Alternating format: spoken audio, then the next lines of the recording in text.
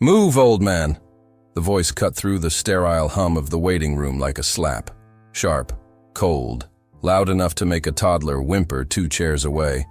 Brent Kessler stood tall, if only by posture, in the middle of the lobby of the social services building. His jaw was clenched, his black polo taut against his back from tension, and his finger pointed like a weapon. Fluorescent lights buzzed above, catching the heat on his forehead. Elliot Granger turned slowly. He didn't flinch, but the room did. 84 years had made him slow but not soft. He stood at the 3rd mark in line, his weathered cane balancing the weight on his right side. The dark green cap on his head read, United States Army Veteran, in bold yellow thread, worn at the brim where fingers had adjusted it countless times. His cardigan was buttoned carefully, top to bottom, no gaps, no misalignments. Brent didn't wait. "I said move!" he barked again, voice raised even louder, drawing glances from behind plastic partitions. He lunged forward, and in one sweeping motion, snatched the cane from Elliot's hand. The wooden crook scraped across Elliot's knuckles, pulled from his grip without warning. The sound of it hitting the floor echoed like a gavel. A stunned hush swallowed the lobby. Elliot gasped as his balance shifted. One foot shuffled, then the other. His left hand shot out to the wall, fingers trembling as they found a frame on the plaster. He caught himself, barely.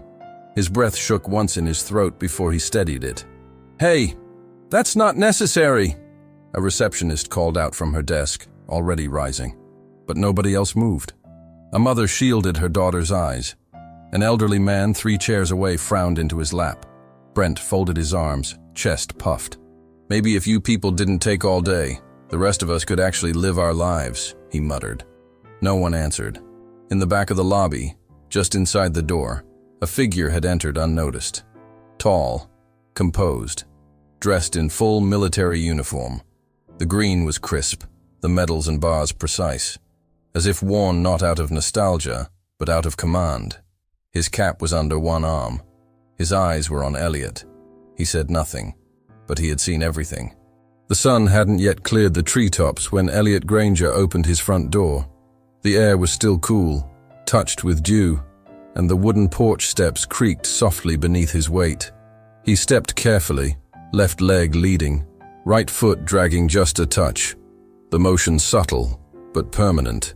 He carried the cane with his left hand, its curve worn smooth from decades of use. Not a decorative piece, not a crutch, just something that had walked beside him for half a lifetime. He paused at the base of the porch and looked up at the flag mounted beside the door. It was folded neatly the night before. Now he unfolded it slowly, pressing the creases gently with his palm, as if smoothing out memory itself. With practiced hands, he clipped it into place. The stars faced outward. The stripes flowed downward. The wind hadn't arrived yet, but it would. "Morning, Maria," he said quietly, his voice gravel and warmth. Inside, her photo sat on the mantel, surrounded by blooming petunias she never stopped planting. He never watered them himself. He let the rain do it. She would have laughed at that. Back in the kitchen, Elliot boiled water for tea. His hands were steady as he arranged the spoon, the ceramic cup, and a cloth napkin. He always folded it into a triangle, always tucked the corner under the saucer. On the table sat a manila envelope. Inside, a letter from the Department of Veteran Affairs. He'd read it 5 times, but the words didn't change. Benefits under review pending documentation verification. In-person verification recommended to avoid disruption. He ran his thumb along the edge of the envelope. Documentation. As if his body weren't proof enough. As the kettle whistled, he poured the water and stirred slowly. He sat, not out of weariness, just habit. Elliot's walk to the bus stop was short, but careful. The sidewalk had a slope, and the cane met it at an angle he had learned to adjust for years ago. A squirrel darted past him. A breeze moved the top of the trees. At the corner, a teen on a bicycle glanced at him, then at the walk button he hadn't pressed yet. "You gonna go or what?" the boy muttered, then zipped off. Elliot said nothing. The bus pulled up with a groan of brakes. The driver didn't lower the ramp. Elliot lifted himself up the first step with a grunt. The second was harder. No one offered a seat. He stood 3 stops longer than he needed to, then sat when someone finally got off. The seat was warm. The government building was colder than the air outside. He pressed the handicap button, but the door opened too slowly. A man behind him pushed ahead and slipped through before it fully opened. Elliot followed quietly. The check-in clerk didn't look up. Name? Elliot Granger. Do you have an appointment? No, ma'am. The letter said, take a seat. You'll be called. She was already waving him away. He took the third chair from the end. It was under the air vent. The chill touched his neck and made his shoulders rise slightly. He looked around.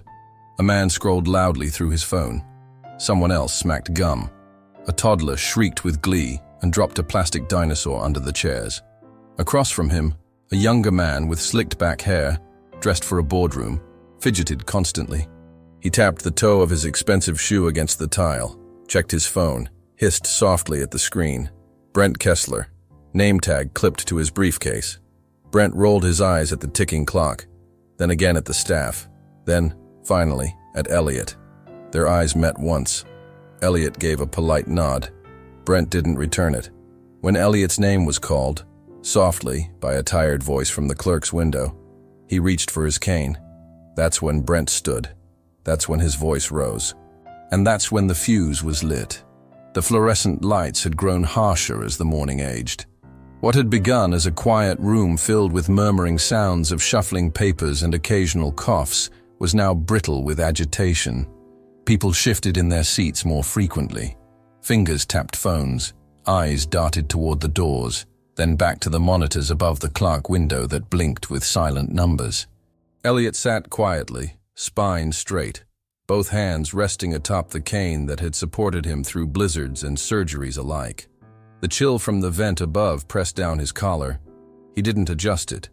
Instead, he glanced at the brass-plated clock hanging above the clerk's desk. Nearly 2 hours. He didn't mind the wait.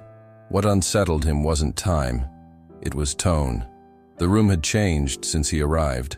Brent Kessler had not stopped moving or talking. His voice, though never quite shouting, rode the edge of control. His complaints were not directed at any one person, but floated loudly enough for all to hear. 2 hours to verify paperwork? Seriously? He muttered, standing to stretch, pacing a few steps, before collapsing into his chair again.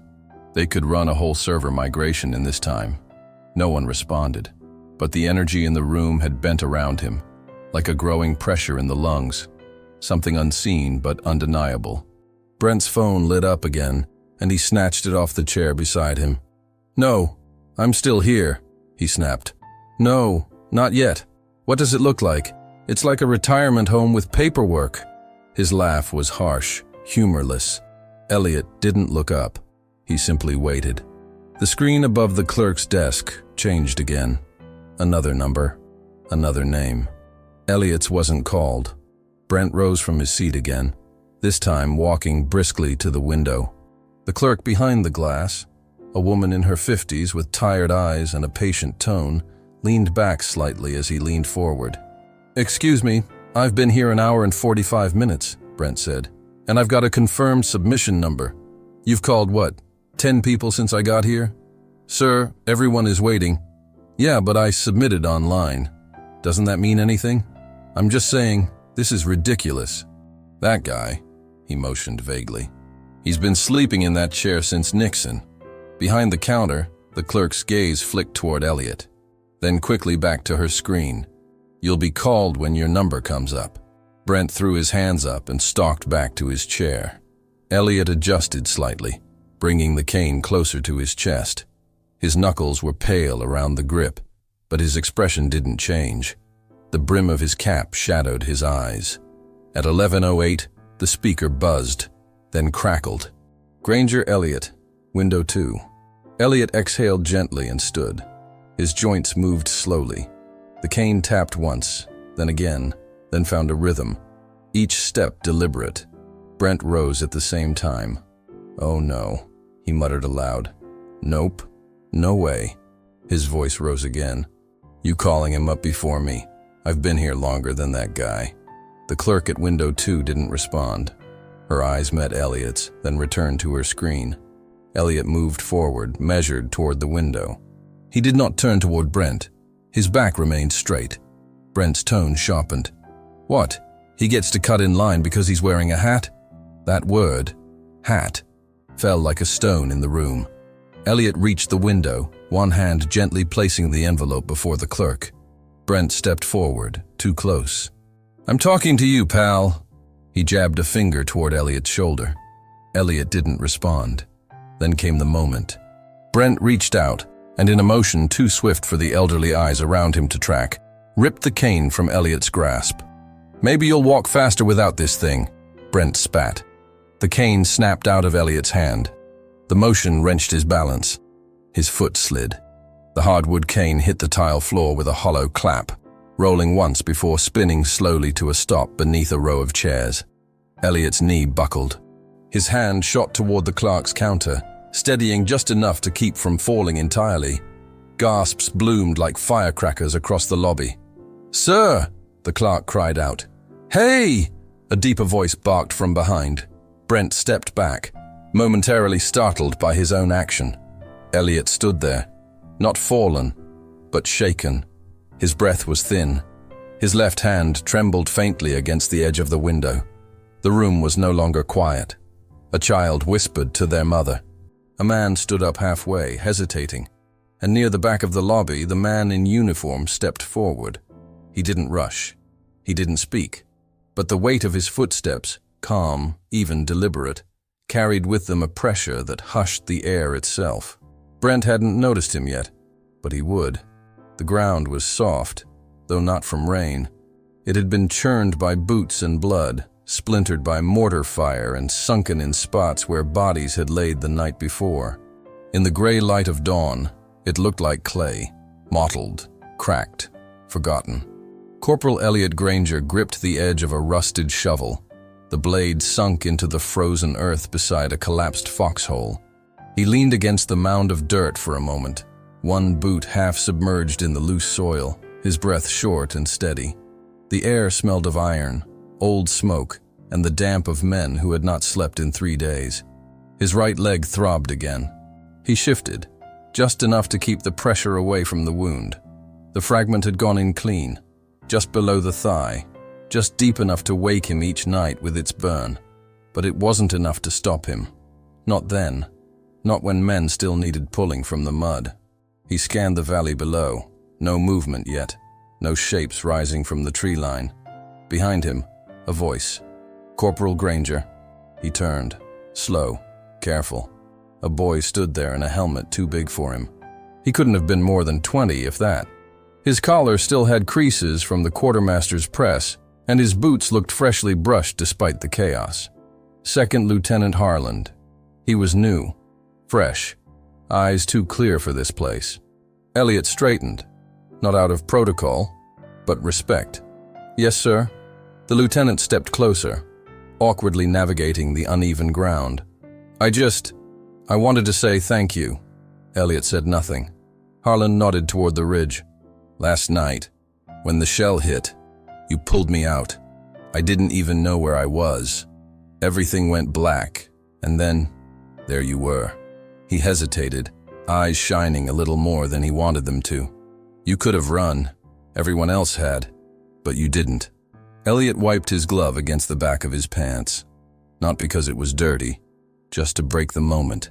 "You were still breathing," he said plainly. "That's all that matters." Harlan blinked.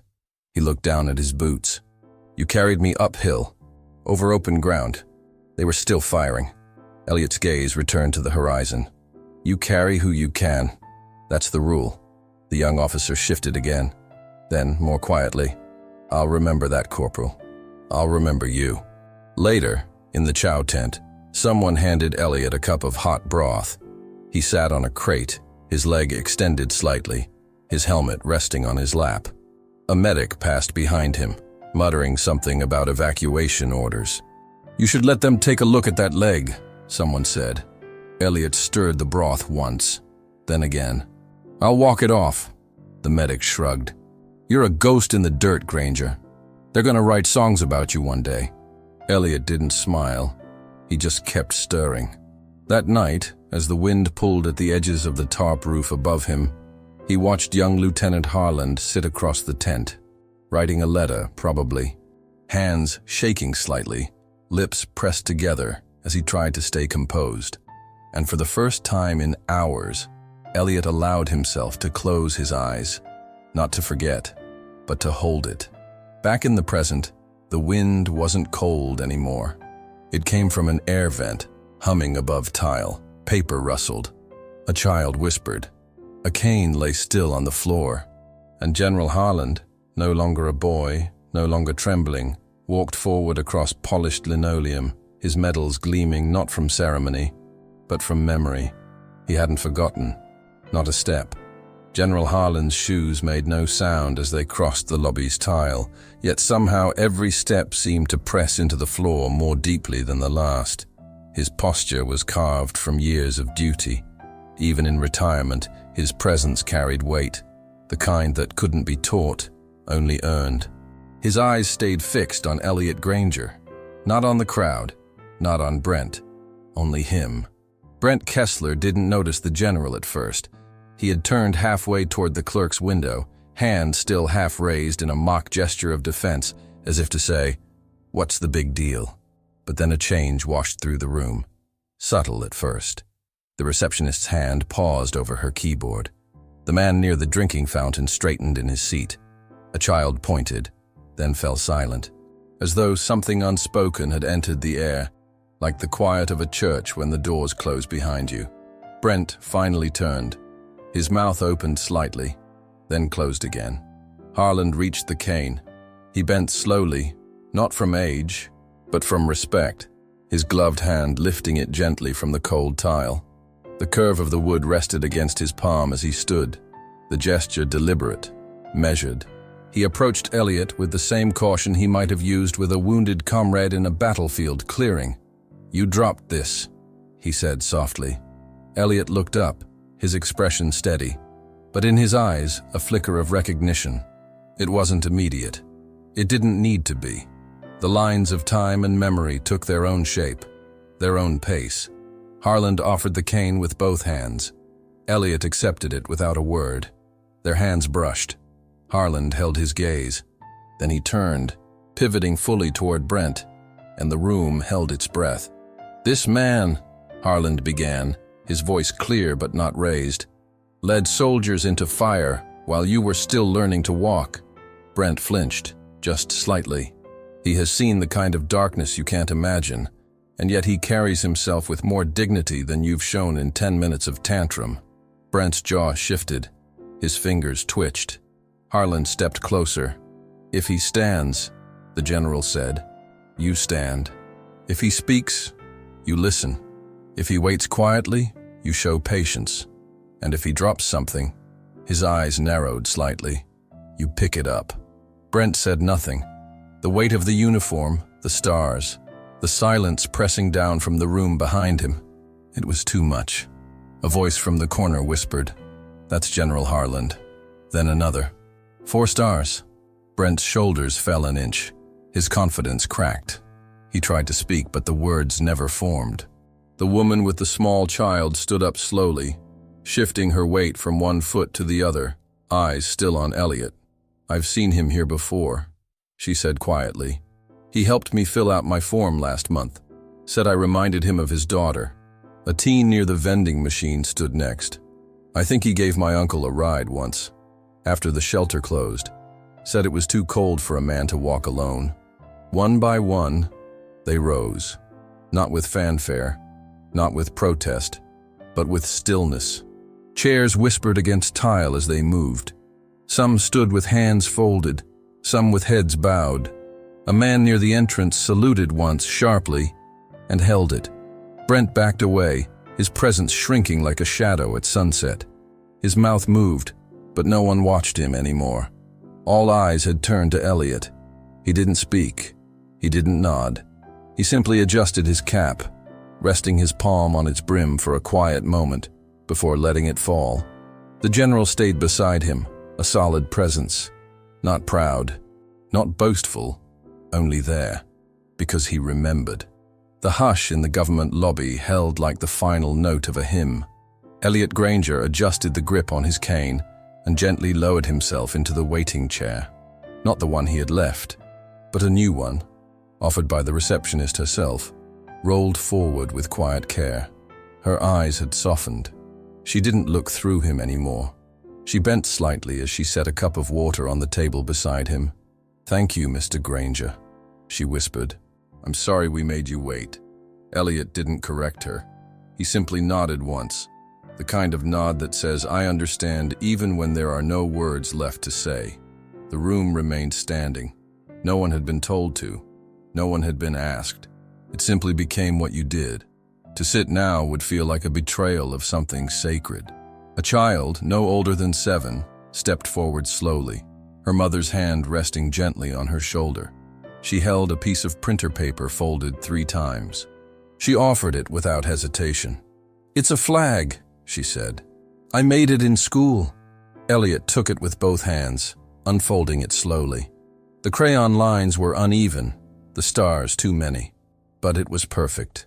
He blinked once, long and slow, before folding the drawing again and placing it carefully in his coat pocket. From across the room, a man in a mechanic's jacket reached into his wallet and quietly approached the clerk. "I want to pay for his ride home." Can you arrange that?"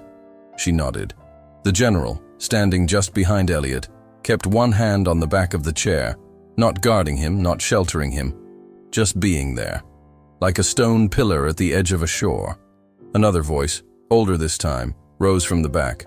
"Corporal Granger taught high school," the man said. "I remember him from shop class. He used to stay late, make sure I could hold a hammer right. Saved my hands from getting broken more times than I can count."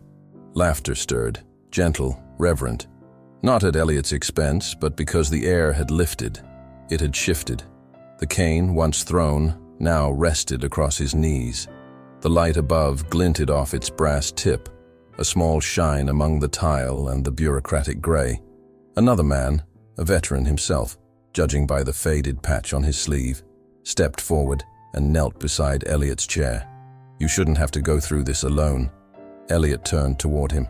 Their hands met, not in a shake but a grasp, knuckles pressing together like shared memory. "No one should," Elliot replied, voice quiet, but sure. The general straightened, gave one slow nod, then turned to face the crowd. "Let's make sure he doesn't." He said nothing more, and yet it was enough.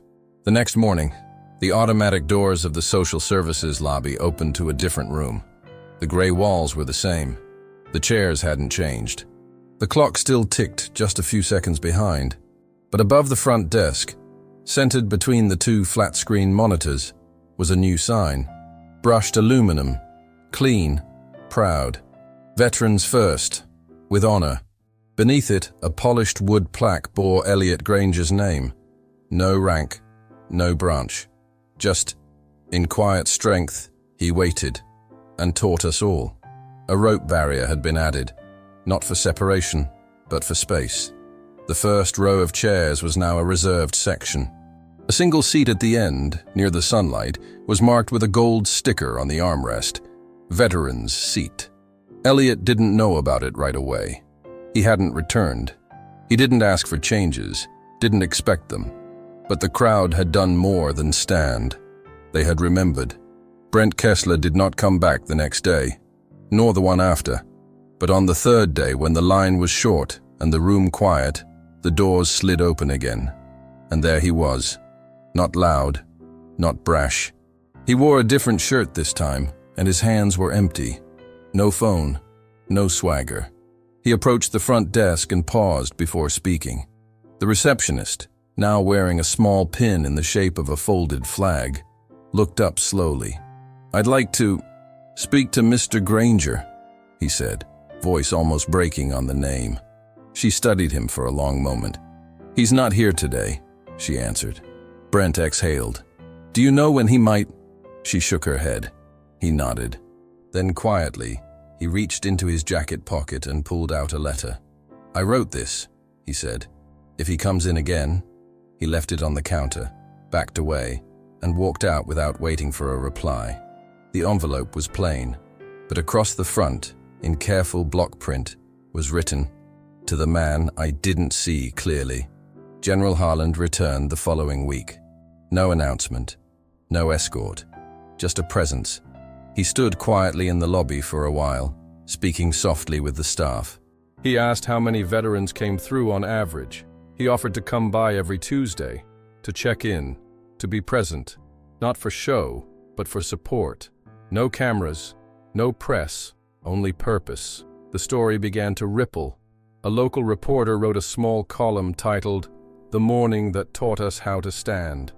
It included a photo of the reserve chair and a quote from the general. "Some lessons arrive in silence and leave us louder than we expected." The column was shared, reposted, reprinted. A few towns over, another office added its own plaque. A coffee shop in Elliot's neighborhood began offering free drinks on Thursdays, just to veterans. But Elliot? He said nothing. He simply watched. The birds were back on the fence line that morning, small brown ones with streaked wings, hopping along the rail like they owned the whole yard. Elliot Granger sat on the bench beside the porch, the slats creaking gently beneath his weight. His cane leaned against the armrest, close enough to reach without effort. The air smelled of cut grass and wood smoke from somewhere distant. A flag swayed above him, quiet and unfurled, not forced into motion, but guided by something gentler. He wore his usual jacket, collar turned up against the breeze. His cap, United States Army veteran, dark blue and sun-faded at the brim, rested firmly on his head. In his lap was the crayon drawing. He had unfolded it that morning, smoothed the creases, and studied it for a while. It had been placed in a frame now, the kind you'd find in a dollar store, simple plastic, slightly scratched. But it held. A knock came at the gate. Not loud. 2 taps. Elliot turned. A young man stood there, barely 20, holding a paper bag in one arm and a carton of milk tucked awkwardly beneath the other. "Mr. Granger?" he asked. Elliot gave a soft nod. The boy stepped through the gate and walked the path carefully, as though it mattered. He set the groceries down on the porch steps, then straightened. "My granddad used to talk about you. Said you once patched up his furnace when the power company wouldn't come." Elliot's eyes searched the boy's face. It wasn't recognition. It was something more like confirmation. A thread tied back to a thread. Worn, but still there. The boy raised a hand. Not a full salute, but something close. "I just wanted to say thanks for all of it." Elliot looked at him for a moment, then nodded once more. "It was always my honor," he said. The boy lingered only a second longer, then turned and walked back down the path. Elliot watched him go, the porch quiet again, the cane still resting where it had all morning. He looked back at the flag, its stripes whispering with the wind, then to the frame in his lap, then to the sky. "People remember, Maria," he murmured, "even when you think they don't." And in that silence, nothing moved, but everything settled. If stories like this resonate with your heart, like and subscribe for more untold moments of honor and kindness. Let us know where you're watching from, and if this moment brought back memories you carry with you. The best way to honor their memory is to keep listening. Click on the suggested video now, and we'll walk together through another untold chapter of courage and sacrifice.